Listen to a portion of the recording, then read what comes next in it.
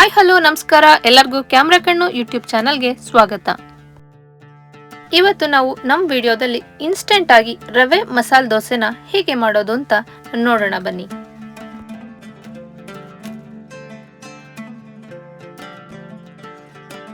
ನಮ್ಮ ಈ ಇನ್ಸ್ಟೆಂಟ್ ರವೆ ಮಸಾಲೆ ದೋಸೆಗೆ ಬೇಕಾಗಿರುವಂತ ಇಂಗ್ರೀಡಿಯೆಂಟ್ಸ್: 1 ಕಪ್ ರವೆ, 1 ಕಪ್ ಅಕ್ಕಿ ಹಿಟ್ಟು, 1 ಕಪ್ ಮೊಸರು, 1 ಟೇಬಲ್ ಸ್ಪೂನ್ ಸಕ್ಕರೆ, ರುಚಿಗೆ ತಕ್ಕಷ್ಟು ಉಪ್ಪು. ರವೆ ಮಸಾಲೆ ದೋಸೆ ಮಾಡೋ ವಿಧಾನ ನೋಡೋಣ.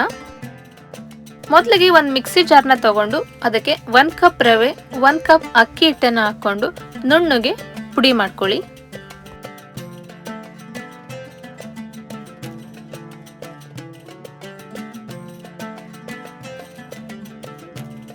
ನಂತರ ಇದಕ್ಕೆ 1 ಕಪ್ ಮೊಸರನ್ನ ಹಾಕೊಂಡು ಸ್ವಲ್ಪನೇ ನೀರನ್ನ ಆಡ್ ಮಾಡ್ಕೊಂತ ನುಣ್ಣಗೆ ರುಬ್ಕೊಳ್ಳಿ.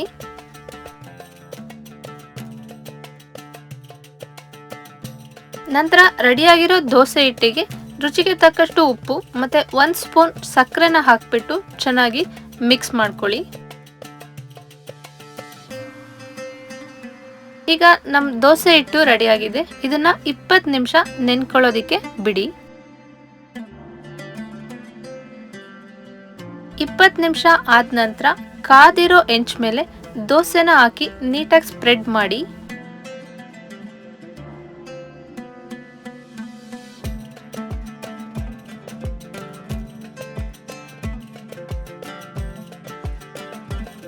ಇದ್ರ ಮೇಲೆ ಎಣ್ಣೆ ಅಥವಾ ತುಪ್ಪನ ಹಾಕೊಳ್ಳಿ.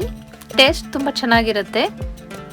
ನಂತರ ನಾವು ರೆಡಿ ಮಾಡಿಟ್ಕೊಂಡಿರೋ ಆಲೂಗಡ್ಡೆ ಪಲ್ಯನೂ ಹಾಕಿ ಇದು ಕಲರ್ ಚೇಂಜ್ ಆಗಿ ಗೋಲ್ಡನ್ ಬ್ರೌನ್ ಆಗೋವರೆಗೂ ಬೇಯಿಸ್ಕೊಳ್ಳಿ. ಈಗ ನೋಡಿ, ನಮಗೆ ಕ್ರಿಸ್ಪಿ ಆಗಿರೋ ಇನ್ಸ್ಟೆಂಟ್ ಮಸಾಲ ದೋಸೆ ರೆಡಿಯಾಗಿದೆ.